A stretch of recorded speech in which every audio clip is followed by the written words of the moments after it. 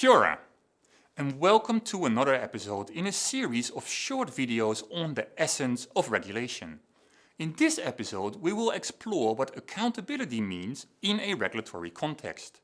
We will explore the most common forms of accountability that regulators engage with, and the various accountability mechanisms that we have available to hold regulators accountable. We will also look at how regulators can proactively improve their accountability.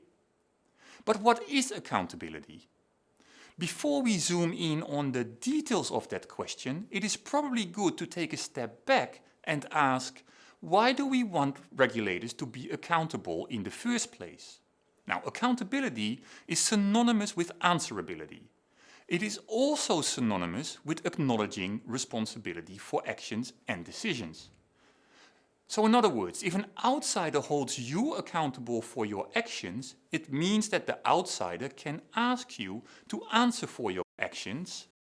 If you yourself feel accountable for your actions, it means that you acknowledge responsibility for your actions. And when these external expectations of being accountable overlap with internal motivations to be accountable, accountability helps strengthening trust between people. It is for this reason that accountability is being discussed as being both a virtue and a mechanism. As a virtue, it sets expectations. As a mechanism, it helps achieving those expectations in a more or less systematic manner.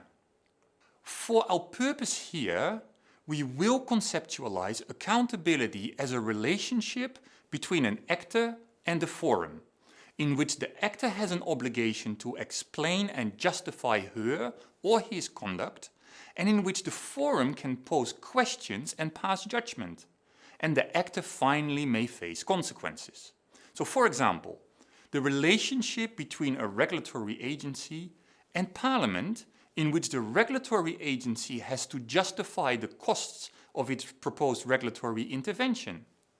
Parliament can then pose questions and pass a judgment about whether or not to accept the proposed regulatory intervention, or perhaps send the regulatory agency back to the drawing board to redesign their proposed intervention. So in other words, the regulatory impact assessments that we have talked about before are accountability mechanisms in themselves. But accountability relationships can be operationalized in many more ways. At least 3 questions are relevant when developing accountability relationships in a regulatory context. For what is the regulator accountable? To whom is the regulator accountable? And what accountability mechanisms are used for this? Answers to these questions are, as always, highly context dependent. Moreover, the answers to these questions are also highly dependent on who is seeking to hold a regulator to account. Now let us have a look at them. Typically, regulators can be held accountable by at least 4 forums. First, government can hold regulators accountable for how it is spending funds, for how it is performing against policy goals, or for the quality of inspections and other enforcement processes. One of the mechanisms of accountability here could be a parliamentary inquiry into the conduct of the regulator. Likewise, targets of regulation will keep regulators accountable for how it is treating them. Is the regulator following due process? Is the regulator treating like cases alike? If the target feels it is treated unjustly, and if it feels that its complaints are not taken seriously enough by the regulator, it may seek to involve, for instance, an ombudsperson to hold the regulator to account. Likewise, beneficiaries of regulation will keep regulators accountable for how it is protecting their interests. Is the regulator doing enough to protect their well-being? Is the regulator making sure that the transactions and the interactions they engage in are predictable and certain? If they feel that a regulator is not protecting their interests, they may eventually seek to hold the regulator to account through a court process. Another accountability forum that regulators often face is society at large.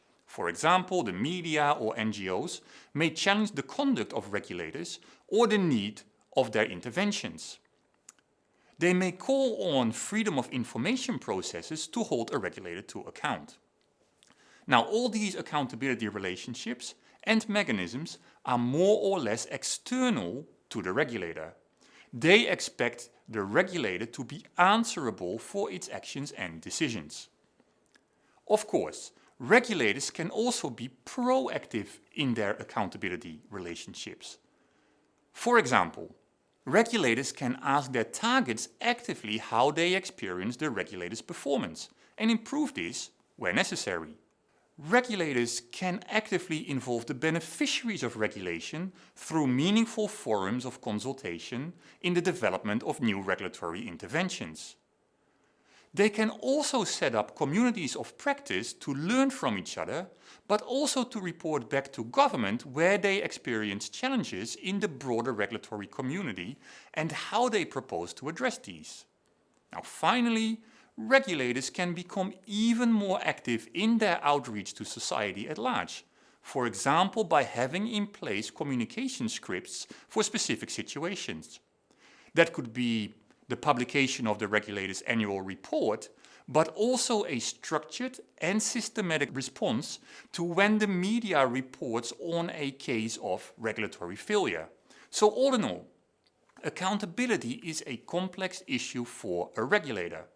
In all this, it is important to find a balance between the different forums and use the appropriate accountability mechanisms in those forums. I hope that this episode has given you some insight in how regulators can approach the challenge of being accountable. Na mihi, and I hope to see you again soon.